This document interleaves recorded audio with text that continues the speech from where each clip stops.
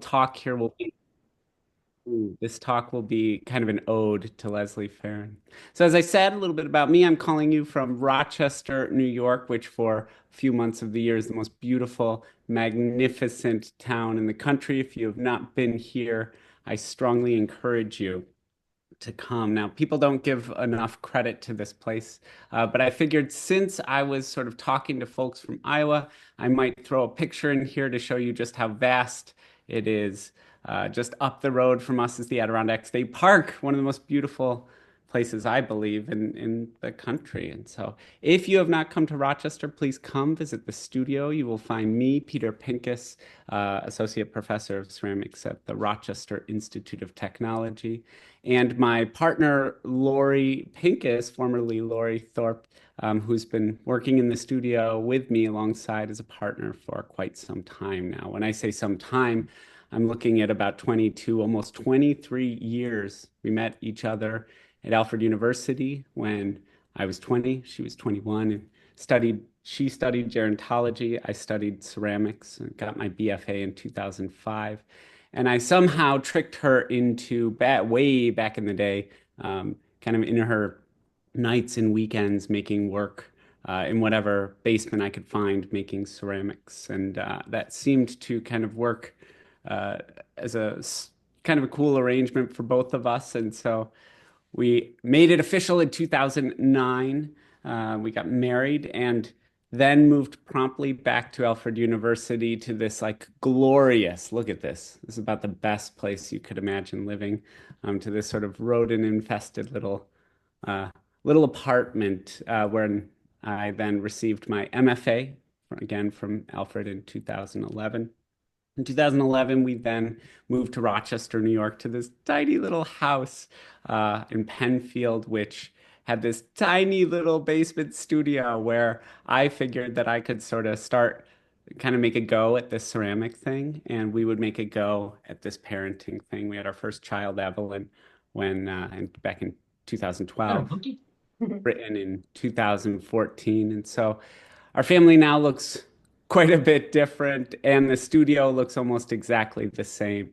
We maintain that basement studio where we make our work right below where we live. But that, folks, is not what we are here to talk about today. We are here to talk about this relatively strange title on maintaining healthy relationships with museum collections. And I wanted to try to put together a few words on the nature of the incomplete collection, which is the piece that has been very generously accepted into your collection, to talk a little bit about where this thing came from, how it fits into my studio practice, how it fits into my teaching practice at the Rochester Institute of Technology, where I teach ceramics to a pretty wide-ranging group of individuals from majors to non-majors, from all the way undergraduate freshmen to thesis graduates, and where we have kind of a vested interest in the study of utilitarian ceramics.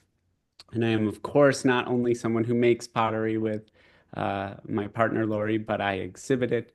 Um, and so there is a large connection between what I do at the Rochester Institute of Technology and the work that I am making for exhibition. And so I'm hoping in the next few minutes to sort of put together some connective tissue around those two subjects and hopefully to kind of explain a little bit more about the nature of the incomplete collection. And I want to talk specifically about a residency, series of short-term residencies at the Birmingham Museum of Art, Birmingham, Alabama, that have sort of formed a foundation for an interest in engaging with museums, looking at historic pieces and engaging them in contemporary studio practice, and then talking about them, taking them out into the world, um, and sort of talking a little bit about the nature of working with history as a 21st century ceramic artist, and then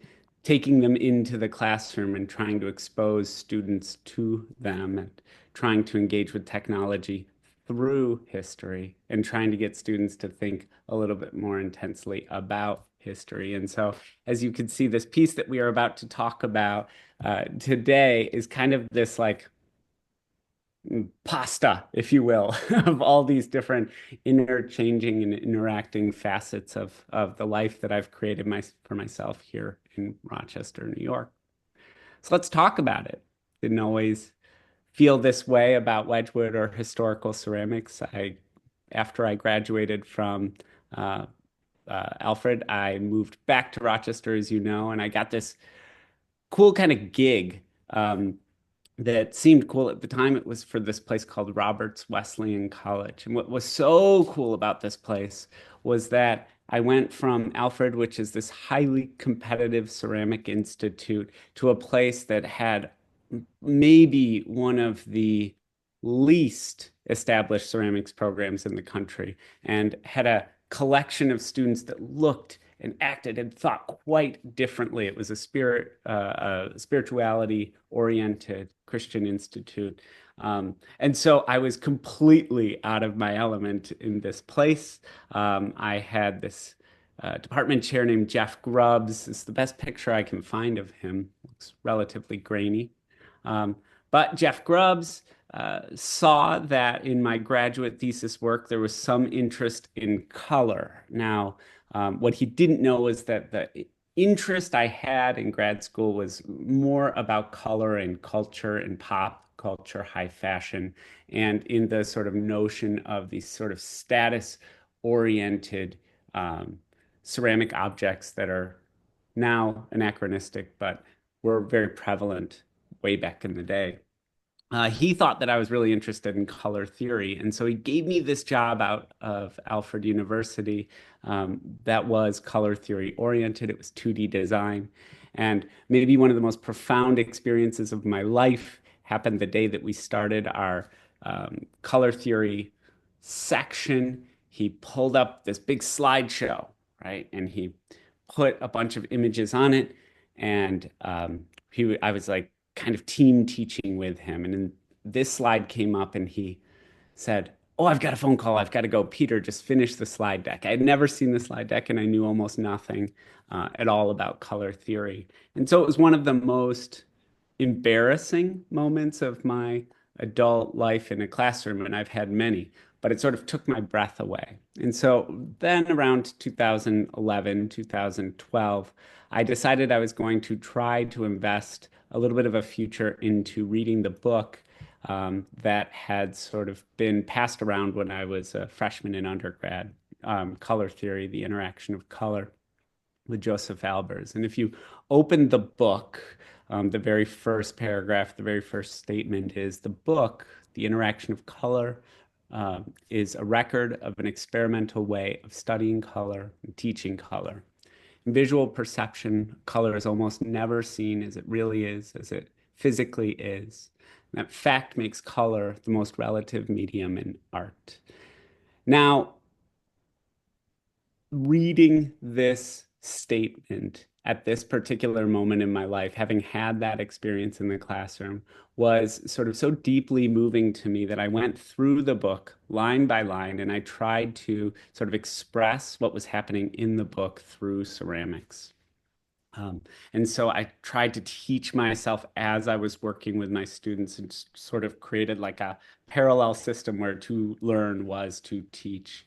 That started with simple gradient studies, colors showing faces, and grew to transparency studies. And in the process, I started to take on these interests in, say, Sol LeWitt.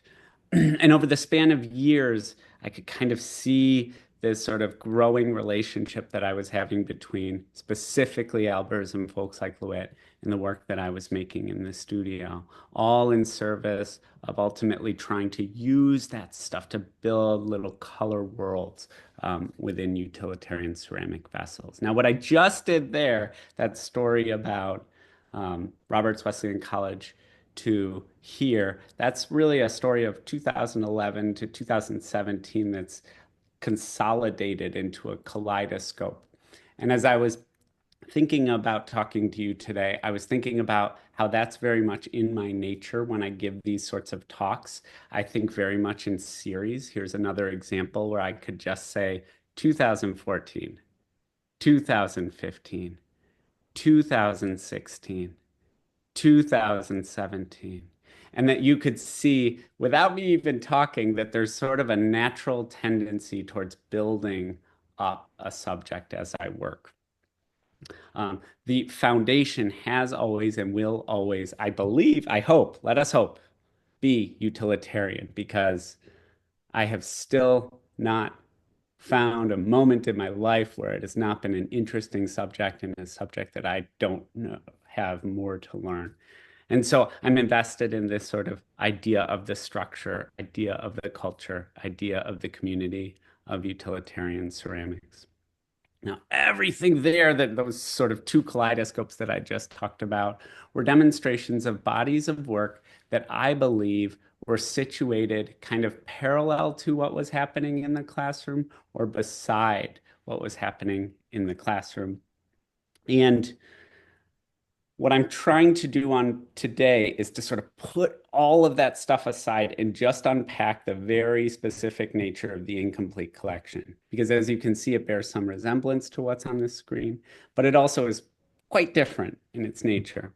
And so to think about the foundation of that piece and what was most important to it, it does come back to this idea of being a teacher, specifically in the School for American Crafts, where we have students from, as I said, undergraduate to graduate level that have a vested interest in sort of a contemporary practice based on historic objects. So I think that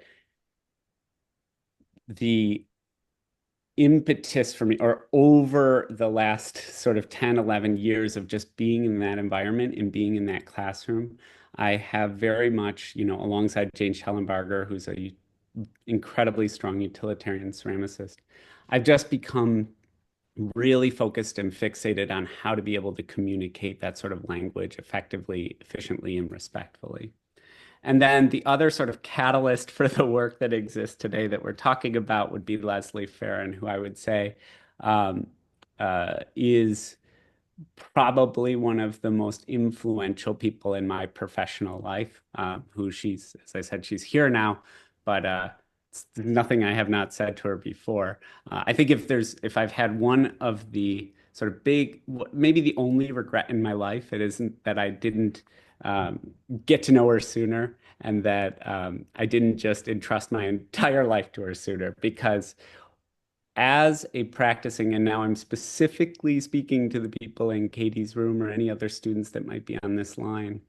Um, when you create these sort of professional relationships with people that you work with, it's really important to know that, say, Leslie is a gallerist, but she's also a scholar, she's a researcher. She is so deeply motivated by understanding ceramics on an academic, intellectual level. That is, you can see by the way I'm speaking right now, that really appealed to me. And so, in my sort of finding myself, the reason I'm pushing all the work that isn't related to incomplete collection aside is because I think incomplete collection is this long-standing development of a relationship and a conversation between the two of us. Now that started in 2016 when Leslie herself visited the Birmingham Museum of Art, and she had kind of seen this association of color and this association of a certain finished quality of the vessel work in relationship to this potter named Wedgwood, who she wrote me this email that said, "Great pattern work, mid 20th century." She said, "You got to check this stuff out," in a separate email. And she was really kind of looking at that time for me to sort of find opportunities to make these sort of deeper connections with history. So she introduced me to Anne Forschler-Teresch, who is the chief curator at the Birmingham Museum of Art. And she created the foundation for me to be able to go and spend some time working in the museum. And that's exactly what I did, right in what it was very, very early in 2017. Now, my relationship with museums and museum collections until 2017 had always been through books. And so this was the first time in my professional life that I was able to hold things and touch things and to investigate things up close these things that I had been so kind of fascinated with just by reading about them. Now I got to touch them. I got to kind of find the ceramic nature of them. And you can see right here this huge crack right there, and this huge bolt right there, these cracks under here, and this sort of evidence that this manufactured object was indeed like imperfect, made by hand, made by someone else's hand, and that by looking at the subtlety of the surface, I could start to understand how those hands were thinking. It was this sort of amazing moment for a person like me to start to understand that there's like a type of learning that is so connected to the museum that can't happen really outside of it. I find out at that time, I had this kind of keen awareness that this guy, Josiah Wedgwood, had reproduced Greek pots. And I got to hold them up close and I got to start to study them. I got to kind of pay attention to their most sort of intimate qualities. And I got to find the source of those things in this book called The Incomplete Collection of Greek, Etruscan, Roman Antiquities from the Cabinet of the Honorable Sir William Hamilton. Now, this book is a mouthful, and I think you can see where this book is going.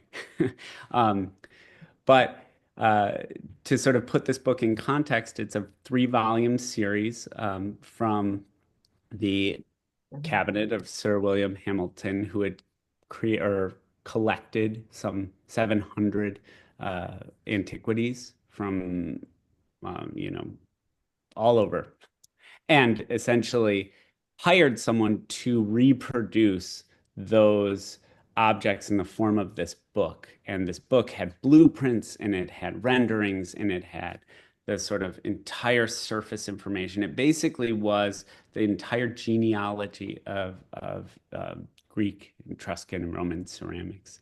And so I was able to, in a museum, connect the features of a book with the objects that were reproduced as a byproduct of the book, which, when you're teaching, raises a whole lot of questions. And when you're looking, helps you see things in an entirely different way. Back at home, just a few months later, RIT got this sort of breath of new energy from this gentleman, Dr. David Munson, who has this sort of gigantic vision for RIT's future, which is technology, arts, and design. And so that was like very, very different, right? RIT is a STEM-oriented institute, big school, big resources, technology, huge component, STEM, huge component. So now you have this new president who's saying like, okay, we need to integrate arts and design into this. And so he invited me to be a person who would give a lecture at his living room. It's called the Liberty Hill lecture series, maybe his third or fourth lecture as a new president. And at that time, I was a visiting assistant professor. I had no clue why I was invited. It was kind of, it seemed way above my pay grade. And so I was really, really, really, really embarrassed and terrified to speak about my own work. So I thought this would be a really great time to invest a little bit in the idea of the residency that I had just engaged at the Birmingham Museum of Art. So I put together this lecture, Our Wedgwood Moment, Ceramics, Technology, and Culture in the 21st Century. Um, uh, and what I took this as an opportunity to do was to sort of survey the kind of world of people who are mimicking Josiah Wedgwood, mimicking history, and again to sort of create this like kind of relationship between 4th century BCE and present day ceramics through this conduit of the 18th century. And I started looking at a variety of people who were working in a series of ways that I felt were truly innovative. One of them being in on this call, who is probably one of the most innovative people I think that is working in ceramics today. And I tried to ask myself, what in fact is innovation in the 21st century ceramic scene? How does it relate to the idea of innovation in the 18th century? And how does all of this sit under the umbrella of people working with history? So I got really, really excited by this lecture because it didn't have anything to do with me. It was super refreshing. And so I made more of them. I created a second series called Channeling Josiah Wedgwood, and I asked the question, what would Josiah do? But this time, Leslie had challenged me to sort of insert myself into the equation alongside the other folks and to see how I might interpret Wedgwood's interpretations. And so we can see this kind of playing out very directly in these series of references here that I will show you. Um, and that led to that show, a Channeling Josiah Wedgwood show by the same name as the lecture. And so the show lived alongside a lecture series that lived inside this world of inquiry in my studio practice. This sort of kind of snowballed, I guess you would say, into a second trip at the Birmingham Museum of Art, where we started to look a little bit more closely at the collection beyond Wedgwood. This is a Minton here, and of folks that were imitating Wedgwood. So we have um, excuse me, the vase from Meissen of 1818, which is essentially this celebration of Jasper Ware saying, we're on to you. We got you, right? It was sort of a competitive, like shooting a gun off in the air, I suppose. But what I also was able to do on that trip was I was able to really start to investigate these sort of deep, hidden Etruscan pots that were in back collection areas. And I was able to take that book, The Complete Collection of Antiquities, and I was able to very carefully map out on all of these forms that I was studying the differences, what made them unique stylistically, and what made them sort of respectful or responsible to the origin that they were imitating. And again, this then led me to go back into the studio. And so there was this sort of reoccurring theme that I would go to the museum, I would write about it, I would create a lecture about it, and then I would try to create some work. And so Leslie once more kind of gave me this prompt to extend beyond Wedgwood for a little while. She invited me to look at Saul LeWitt, which was, as I said very much earlier, kind of a prized, different aspect of my kind of interest in art and creativity. And so the second exhibition with Leslie, Art in the Age of Influence, which happened right during COVID, was sort of a chance to think a little bit more concretely about the relationship of museums and work in museums and then subsequent artist creativity. So, in keeping with that trajectory of those cylindrical objects that I showed you before, this was like kind of the next installment of this one. um, Leslie had challenged me to sort of look at a piece in the museum and think about how I could interpret that piece. Could I interpret it directly? Would I feel comfortable doing that? What are the sort of ethical implications of doing that? This is number 422, and the rules are that it is gray, yellow, red, blue, all two, three, four part combinations therein. I think it's one of the most astoundingly beautiful, simple, elegant ideas I've ever seen. And the painting itself sort of takes your breath away when you stand in front of it. And so I tried my best to faithfully recreate this object, but I felt deeply uncomfortable doing so, right? This is quite different than the work with Wedgwood in that it was so much more specific to someone's actual principal movements.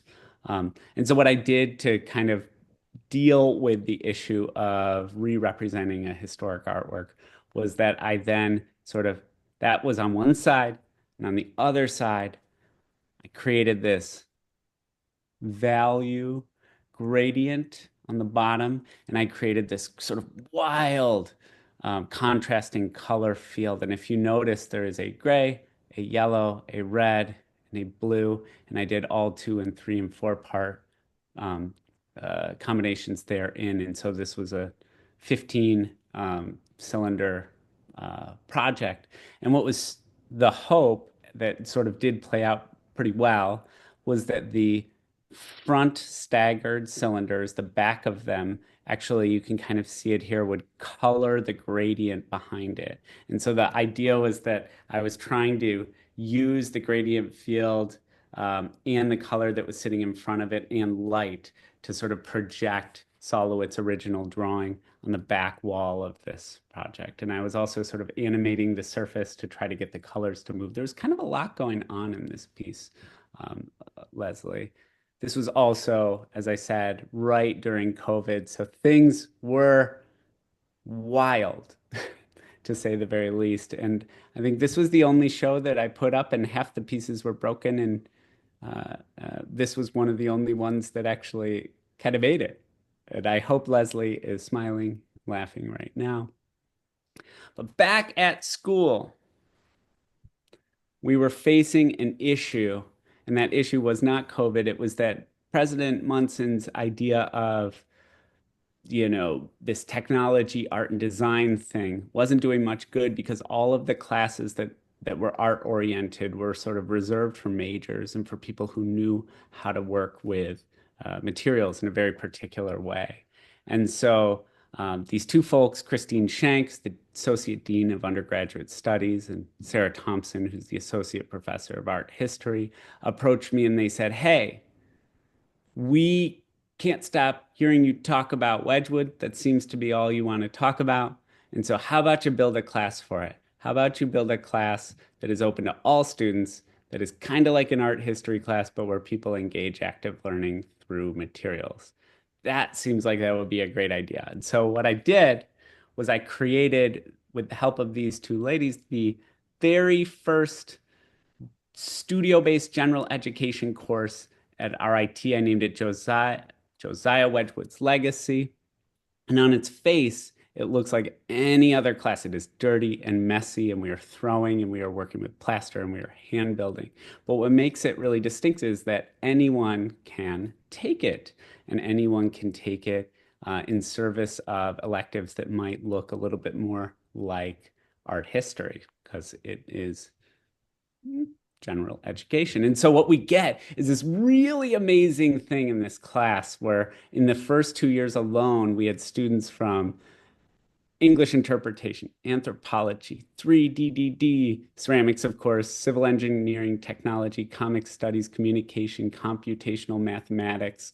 All right. And so we take all physics, psychology, public relations, we take all these different student types and we sort of smush them together in a room, and we take the ones who are really, really good at making, but are struggling a little bit with the sort of academic side of learning, and we contrast those against the folks who are really, really good at the academic side of learning and are struggling a little bit with the making. We add a bunch of technology into this classroom and we make it sort of a level playing field where people can help each other succeed in the areas where they're struggling. And so, two examples of this that are non-creative folks are this guy, Ethan, the civil engineer. He gave this sort of, everyone has to give these talks consistently in class. So he gave this wonderful talk on how flawed canal and embankments used to be. So this is like as a complete aside to talking about Josiah Wedgwood, just by looking at this picture in a book, he was able to sort of research the history of bridges. Another one, Anna, the computational mathematician. So there's basically this plaster. Andy Martin has made this sort of simple plaster equation, and everyone always wants to know what it means. So she extrapolated that equation into 7 pages of math, and I didn't understand any of it. And neither did she, because she said you needed to know particle density to ultimately be able to solve the problem. But it is this sort of learning and conversation that was being activated by using history, using museums, and using that sort of historical object inquiry to build sort of larger communal conversations. And so one of the coolest things about this class is that because it's general education, not a studio-based course, there is no right or wrong. So the making we're doing is completely about research. It is not about success or failure. It's about study. And central to that is this book right here, which the complete collection of antiquities. We do this thing that I think is quite complicated, where it's called revisionist antiquities, where we take the book and we reproduce the objects. And that seems on its face to be kind of a really complicated and maybe ethically difficult thing to do. But furthermore, by the way, being that we're doing it through 3D printing and technology. But allow me to explain. This is the sort of leveling of the playing field that I was talking about before. We're bringing all students into the computer lab. We are working with simple 3D prints that anyone has access to. We are building in studios. We're building with plastics and wood, custom coddle systems. And ultimately, everyone is reproducing one of the objects from the book, bringing it to life. And then we start to engage creativity, and all of the students then pair up. And in a class of, I don't know, nine, let me see, I have the writing here. So I asked Anna, that math whiz I talked about earlier, to calculate the potential outcomes given any 10 pots from the portfolios that were stacked upon each other in slipcast. She said that in a group of 10 vessels, there were 32 million potential sculptural iterations. And so what we're doing is taking the book, the complete collection of antiquities, and we're reproducing objects, sort of bringing them back to life, and then we're turning them into these sort of sculptural moments or conversations. So all of this is asking the students to connect that complete collection of antiquities to the present day through Wedgwood, and to be very aware of these three moments in time where ceramics and technology overlapped in these really beautiful ways. And in the end, they're not graded on any of this. They're graded on these podcasts that we produce in the Magic Spell Studios. And so they're, kind of podcasts that are also videos where the students give a lecture, and we record it. And I know how hard it is for students to give a lecture on art history or to feel engaged. I have never been more proud of the work that I see kind of coming out of this class, and sort of the way that this is a freshman Zoe. She's kind of schooled me on different facsimiles. She called me out, told me I needed to spend more time away from Wedgwood to better understand him. It was pretty astounding. Rachel or Olivia, I apologize, mechanical engineer. She sort of wrote this really elegant paper on the volute crater known as the Hamilton vase, and all of the iterations, old and new. And Julia, who is also an engineer, spent months trying to figure out what that weird pot is. Can you see it right here? I don't know if anyone knows. Only discovered that was like a urinal that was passed around during the symposium. And when she sort of dropped that little gem, everyone in the room gasped. And now this quiet room, right? So you're imagining a bunch of students who are now like so actively engaged in these objects that they're starting to see them differently. All of this, if you notice, in the middle of this lecture, you see this little header at the bottom, Josiah Wedgwood's Legacy, Wedgwood International Seminar. All of this was packaged into a lecture, which I then took to this thing called the Wedgwood's International Seminar, which is a sort of annual gathering of the scholars of the day. And I said, look at this. This is evidence that we can get young folks engaged with history through Wedgwood, and that people can start to love pottery and build new relationships with it. And it was probably to this day the coolest and most exciting, exhilarating thing that I've ever done. Nothing to do with my work at all whatsoever, but not for just making other people interested in ceramics and creativity through Wedgwood.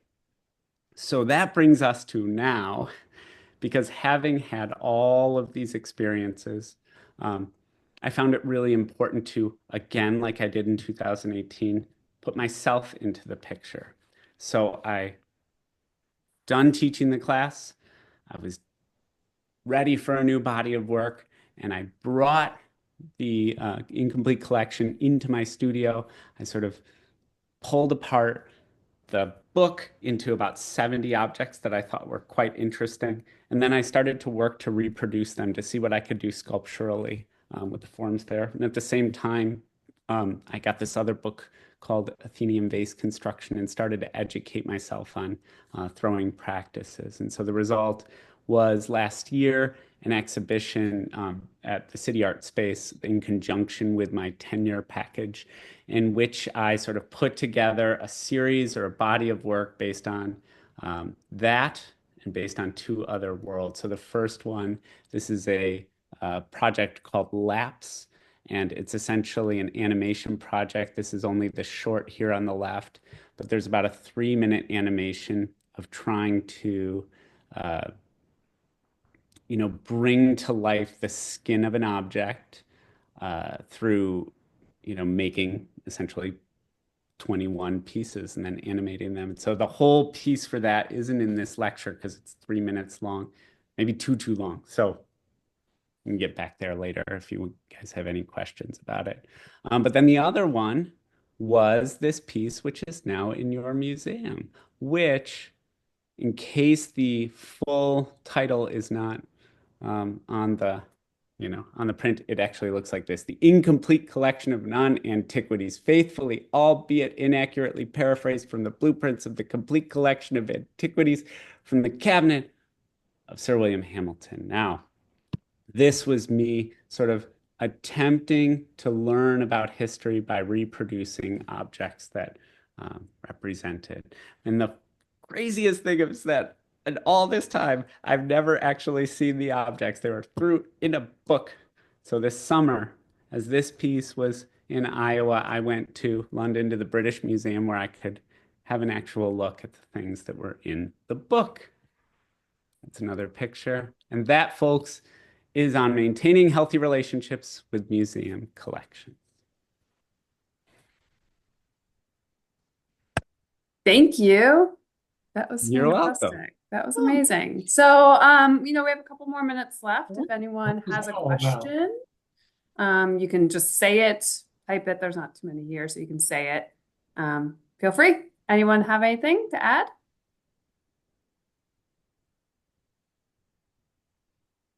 Yes, no.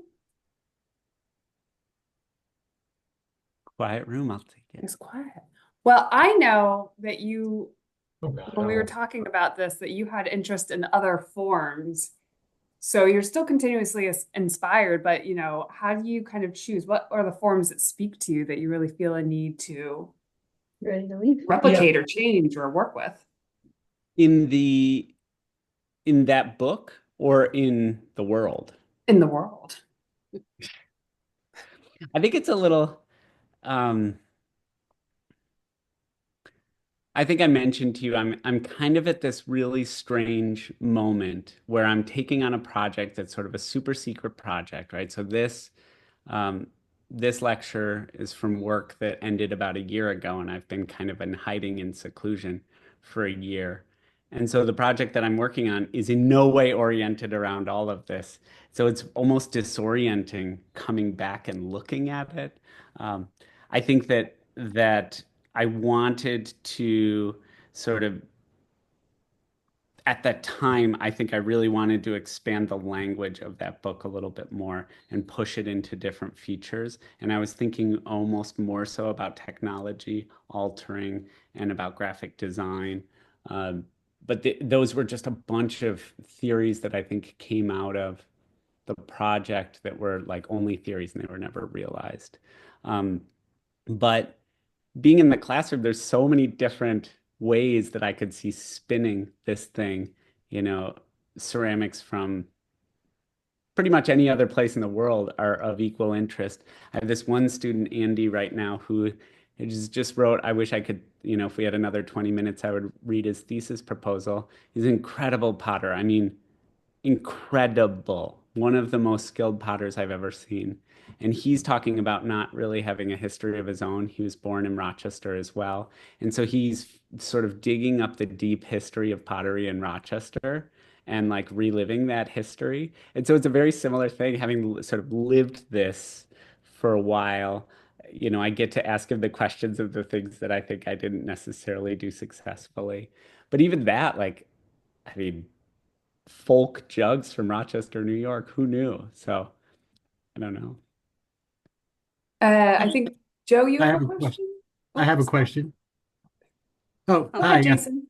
Hi, Jason Kogan. Thank you for your presentation. And of course, I really like your work. And you said a couple things that raised a couple of questions in my mind. First, you hadn't mentioned, maybe you did this. Are you or have you taken students to look at ceramics collections at other universities? And if you have, what influence has that had? And my second question is there an uptick in students' interest in ceramics as opposed to when you first started out years ago? Those are two very different questions. I mean, we do take them to local places like the Memorial Art Gallery, and when we are in SECA, we take students through all the museum collections in those respective areas. Um, those feelings to me are something, feelings, sorry, those experiences to me are really convoluted compared to building a class. So when I think of them, like when I think about NSECA, for example, I try to build a mini class out of it. And that's another thing that I've been trying to get through curriculum, um, to make it a little bit more robust. Because if we just say, for example, go to the Memorial Art Gallery with students, it's really hard to get them engaged until they've had something like a Right. Wedgwood's Legacy primer. The second question was, have we seen an increased intake of students at RIT? I think generally across the world, times were dismal for people that were interested in ceramics, and they're becoming less so. And I think that's because, in part, because of uh, probably because people are becoming more exposed to a kind of ceramics through social media, but it's also because I think colleges like RIT and other institutes are really starting to put, like, technology, art, and design is not a really novel concept if you think about it. It's just, wow, people learn in different ways, and if we use our hands to learn, we can, like, learn. It's pretty exciting, right? So I think that we're starting to make more connections between folks who are engineers, folks who are mathematicians and scientists that are coming in to take classes with majors. And then we're getting a lot of spin-off where you see those students want a minor or then become majors or then, go on to study in graduate school. So I would say, like, especially during COVID, it's happened so quick. There was this big trench where no one seemed interested in ceramics, and now all of our classes are very full, and people are doing pretty well. That's probably a question that would be great to ask Katie as well. And all of the students over there. Am I just lying? Or are you folks having the time of your life? I will take that as an enthusiastic guess. I think I saw thumbs up. Okay, other questions? We have Several questions in the chat. yes. So Ooh, Rick, oh well, Rick, you asked about the next exploration ceramics, and that's a super secret project.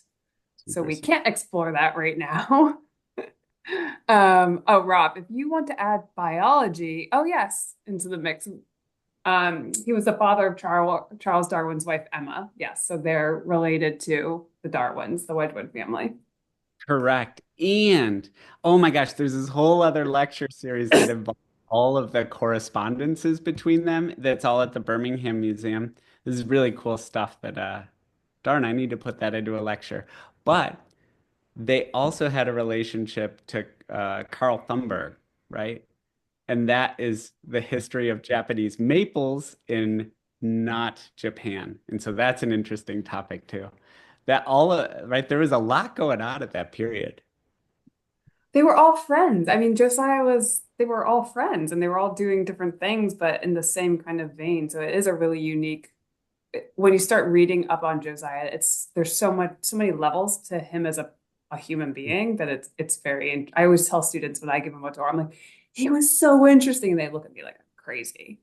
Yeah. But I'm like, he shouldn't even been able to pot because he had, smallpox and this bum leg. Anyways, it's a long story. If you're interested, it's very great. So, Other questions? Oh, sorry, you keep going. oh, I would just say the one, when I say that I like that the class is something I'm really proud of, I got um, a Provost Innovative Teaching Through Technology Award for the class because it was a general elective open to everyone that was specifically addressing cultural and ethical issues. And so the thing that is most engaging about Wedgwood and what we read about and what we talk about are the ethical problems that surround all of the work, for better or worse. And it sort of opens up these really beautiful conversations with students from all different angles of what it means to work in such a way. So he is like a real crazy character, as you said. And that's what gets him going. Yeah, Sorry. he's not just a one, there's not a one note character, there's many elements there. So any other questions? I think there was someone earlier. Doesn't look like it, sound like it. Well, I do appreciate you being here. I know you're busy and I really am happy. Oh, one more question. Was the evolution of making single pieces, oops, let me open it up, to multiple pieces in one artwork organic? Let me read that. Was the I'll repeat it, Peter, if you want. yeah, go for it. I just as watching your slideshow, which by the way, thank you so very much, because I did a lot of screenshots because I also teach, and I I think your work is great at the intersections of ceramics and design and technology. But when I was viewing it, I realized you started out as a maker of making one piece, as most ceramic artists do, and then suddenly it was one piece that morphed or evolved into many pieces that was considered one piece. And then those multiple pieces became installations. And now I feel like you have gone full circle of how to tell the story in a deeper or more fulsome way. So was that just organic for you, or was that a strategy? Yeah, I think it just happened as a result of if we really pare it down, just positive, negative space and having an interest in elaborating on that. The best way to do it is to group things together and then larger canvas size. So the best way to do that is to group things together. And then naturally, like I made this show that I think about all the time. It was like 2012 or 13 before I started working with Leslie, and it was just called Where You Go, I Go. And it was the first time that I was really thinking about those pairings in a very succinct way. It was this tiny little gallery in Canandaigua. And I've thought like, oh man, when I get back to it, how I would love to rebuild that, because it's such a poetic thought that the vessels have these sort of life partners. Ceramics is oriented that way. Um, without saying too much, the secret project that I'm doing now is a natural extension and organic extension of that, um, only on a scale that is so massive that 2026 you'll see. Well, we'll all look forward to the great reveal. Thank you. I know, you keep talking about the super secret thing. It's getting hard to want to know what it is, to not know. Well, Leslie also mentioned your exhibition, the Portland Vase exhibition. Is it the my gosh. Crocker? Leslie, how did I miss that? That one's cool. That's a zoetrope. I should pull that up. We don't have time, do we? Well, there's links in there if you want to find out more. And thank you again. And I hope that things are going well and that we'll see you again soon. And I really appreciate you letting us have your wonderful work of art. I know giving it up is always hard, but we love it. We're really happy to have it. Well, thank you so much. Thank you for the support, Jason. Thank you for having me tonight. Thank you for coming out and listening, everyone. Thank you. Thank Good you. night. Good night.